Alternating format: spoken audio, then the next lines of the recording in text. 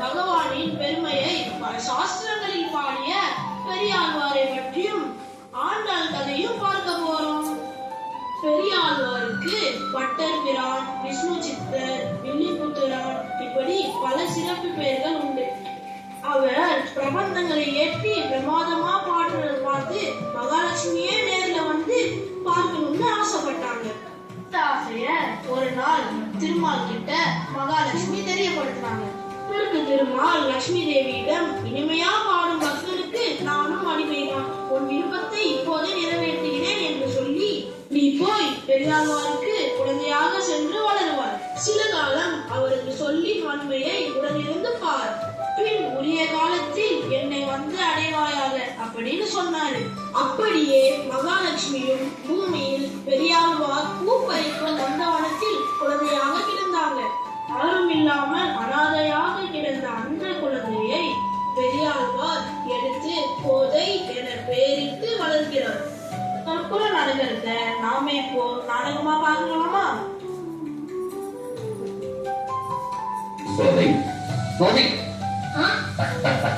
எங்க மாத்திரம் இவ்வளவு நேரம் அப்பா இவனையும் மணல் வீடு கட்டி விளையாட்டு கொண்டிருந்தேன்.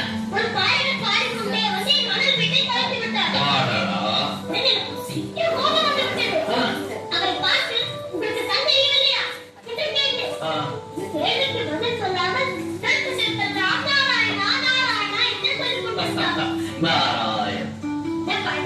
நீங்களும் அறிய சொல்லுங்கள். ஒரு நாள் ஒரு பொழுதாவது அவன் திருநாமத்தை உச்சரிக்காமல் பாட்டில் உயர்வேதம்மா.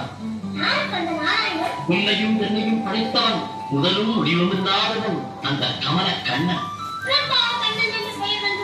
நம்மையெல்லாம் கண்களை போல் காப்பவன், கோடானு கோடி பக்தர்களின் கண்களுக்கு நேரில் காட்சி தந்தவன். அவன் கோபுரத்தில் ஆடிய நாடகத்தை யாராலும் அந்த மண்ணை சென்ற வாய்ப்புள்ளேயே இம்மண்ணுலகை காட்சி வளர்ந்த மாயன். எண்ணத்தின் தூய்மையோடு அந்த கண்ணனையே நினைத்திருந்தார் என்றால் ஒரு நாள் பாட்டு. அப்படி என்றால் இன்று முதல் அந்த கண்ணனையே நினைத்து வழிபடுகிறது. அதற்கும் தினசரி தவறாக இப்படி ஒரு மாயை கொடுத்துக் கொண்டிருக்கிறீர்களே, இது யாருக்கு? அந்த கண்ணனுக்கு தானம்மா. கண்ணனுக்கு மாலை என்றால் மிகவும் ஆசையாக்கா? மிகவும் ஆசை. எங்கே சொல்றீர்கள்? பழங்கள் வைப்பதுங்களா?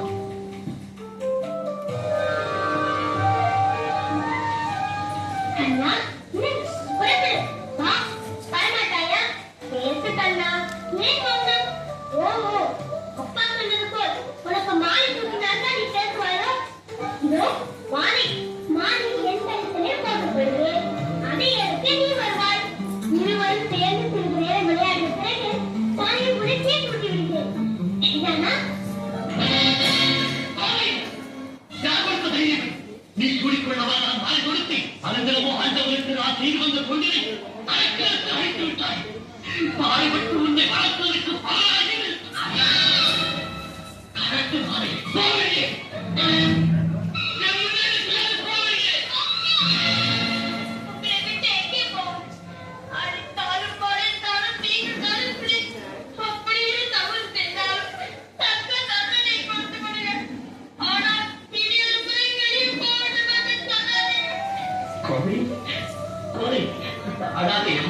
ஆத்திரத்தில் நானும் குழந்தையாகிவிட்டேன்.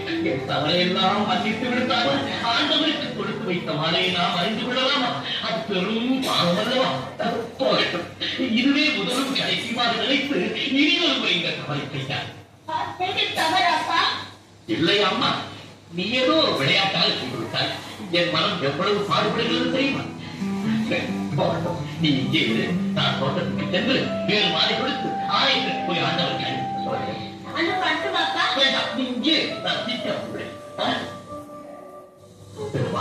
அவள் தவறை மறந்துவிடு. நான் தவறாமல் நான் உனக்கு செய்து வரும் கொண்டிலே இன்று ஒரு சிறு காரணம் ஏற்பட்டுவிட்டது. அதை பொறுத்து உனக்காக புது மாலையை கொடுத்து வந்திருக்கிறேன். எல்லாவற்றையும் மறந்து எங்களை மன்னித்து இதை ஏற்று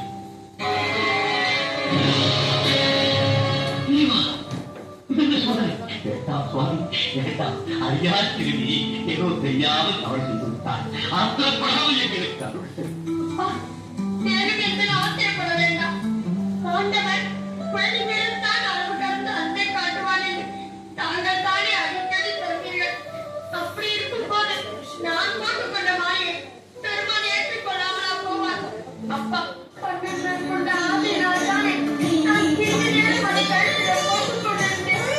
முடியாதவர்களும் கட்டுவார். ஒரு நாளும் இல்லை. அப்பா, அவர் சொல்லிக் கொடுத்த மாயை ஒரே முறைக்குள் அந்த ஆண்டவருக்கு தூக்கிப் போடுகிறேன். இறைவா, தெல்லைய உனது கருணை, சின்னச்சிறு குழந்தைகளிடம் நீ வைத்த அன்பை நித்திரியை புரிந்து கொள்ள இவ்வளவு பெரிய நாடகமா? உள்ளம் கவர்ந்த திருமாலே, உனது பெருமையை இன்றுதான் உணர்ந்து கொண்டேன்.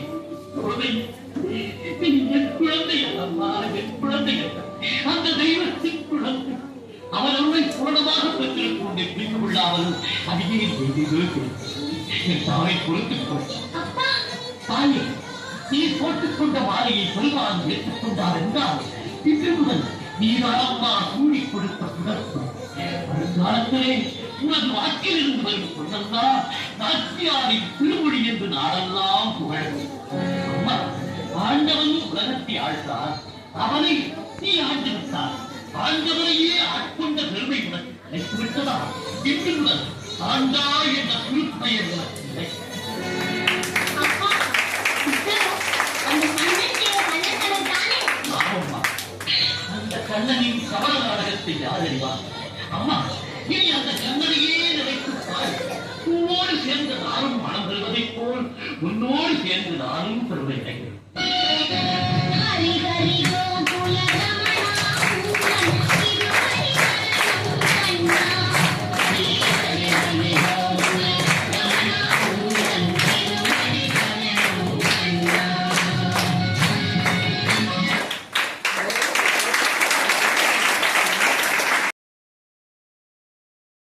On importance of English. English is one of the most widely spoken language in the world. It is used in many countries for communication, education, and business. English helps us to talk with people from different places. In school, many subjects and books are in English. If we learn English well, we can understand the lesson better. It also helps us to score good marks. English improves self-confidence. When we speak English fluently, we feel proud and brave. It also helps us to get jobs in the future. English is not just a subject, it's a life skill. So we should practice English every day and try to speak without fear. Thank you. Is expected from the elders and mischief from the younger ones. Lord Vishnu's greatness was diminished when Bhrigu kicked him. महर्षि भृगु को ऋग्वेद के रचयिता के रूप में ख्याति प्राप्त है।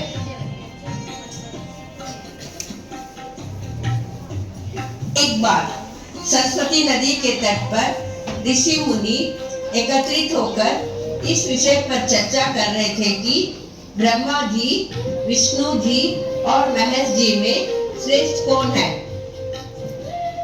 इसका कोई निष्कर्ष ना निकलता देखकर उन लोगों ने देवों की परीक्षा लेनी चाहिए और भृगु को इस कार्य के लिए नियुक्त किया।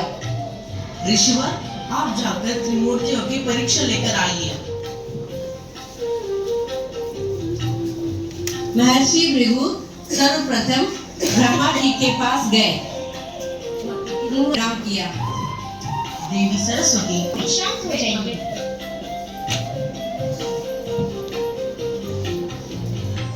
शिव जी अपने आलिंगन में लेना चाहा, परंतु भृगु ने उनका अपमान किया। शिव जी अत्यंत क्रोधित हो गए और पत्नी द्वारा उन्हें शांत किया गया।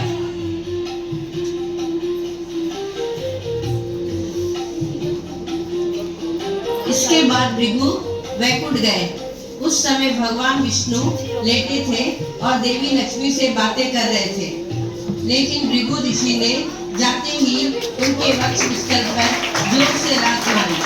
भक्त वत्सल भगवान विष्णु शीघ्र ही अपने आसन से खड़े हो गए और उनको प्रणाम किया और उनके चरण सहलाते हुए बोले कि भगवान, आपको चोट तो नहीं लगी? कृपया इस आसन पर विश्राम कीजिए। भगवान, मुझे आपके शुभ आगमन का ज्ञान नहीं था, इसीलिए मैं आपका स्वागत नहीं कर सका।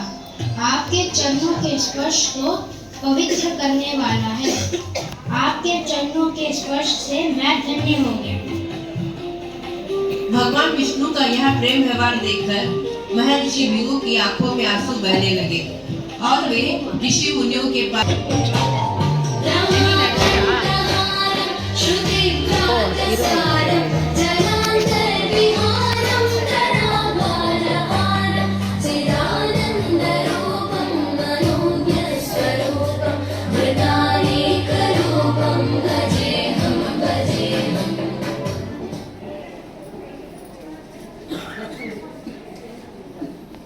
स्वामी, भृगु ऋषि ने आपके छाती पर लात मारी और आप भृगु ऋषि का अपमान करने के बजाय उनके पैर पकड़कर उनका सम्मान किए।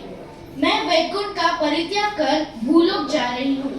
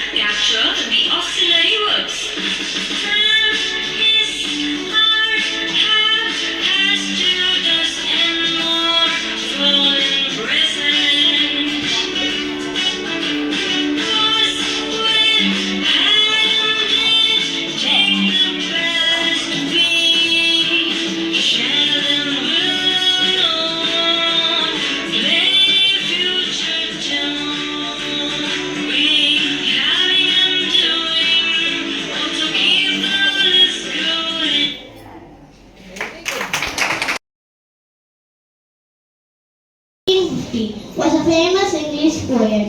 He wrote about nature, emotions, and common people. Thank you.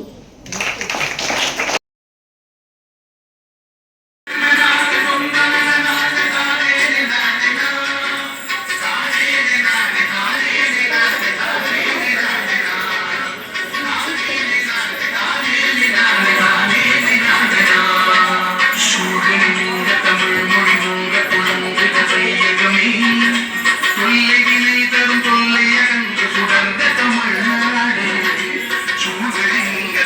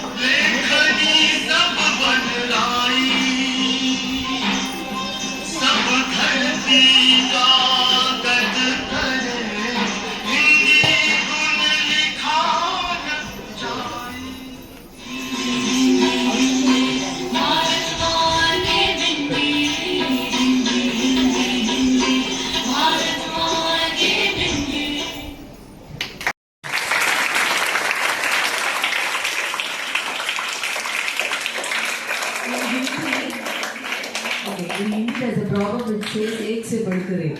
So if I tell this is good, the other one is better. The other one is even more nice. So all the programs were organized really very well. Wonderful program. Okay, now basically you know what is the use of language. For what do we use language? Communication. In olden days, earlier, people did not know language. They used to communicate still how? Sign language. They used to still use sign language and communicate. But as civilization developed, as man started socializing more, he wanted a medium of communicating to the others. Okay? Especially to people who are a little far off. So only basically sounds. Language started with just some sounds. Even now, if you get it, if you're scared, you say, you say, no? If it's paining, what do you say? How do you react when it pains for you? Suppose someone hits you. Ouch. Ouch. The modern thing is ouch. Otherwise, it's paining. Don't you say? Yes? So, sounds were the first communication, first language also you can rather say.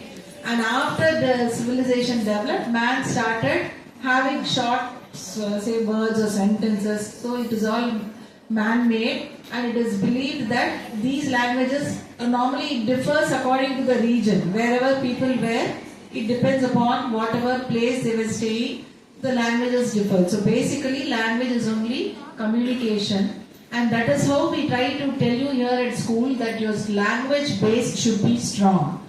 If you are strong in English language, math, science and social will be easy for you. If you are strong in your Tamil language, you can write your Tamil. See, you know Tamil, you know the meaning, you know everything. The problem with you is identification, or might be little difference of certain letters which you are not able to recollect. So you are not able to present what you know.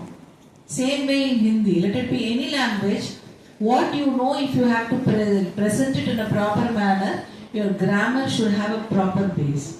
So that is why I keep continuously repeating here in school that converse in English. Though English is a foreign language, it is a common language spoken throughout the world, isn't it? So wherever, whichever part of the world you go, they might not know Tamil, they might not know Hindi, any other language for that matter. No other languages will be known to them, but English will be a common language. So see that all of you gain confidence in speaking English, so that when you go out of this nest called Sindhi model, you will not have any problem communicating to anybody. So that doesn't mean you should forget your other languages. Of course, your mother tongue, whatever it is, mother tongue should be given the first preference. The child first learns to speak only in mother tongue. Only then any other languages come. So see that you get the best out of the school here. Whatever knowledge you want to gain, you can gain it at the highest form only here in school, not anywhere else. As I keep telling you again and again, once you are gone out of school, nobody will bother about you. Only it is here that you are given so much of personal attention and care is being given. Today all the programs showcase the talents of the children. Yes or no? How beautifully children expressed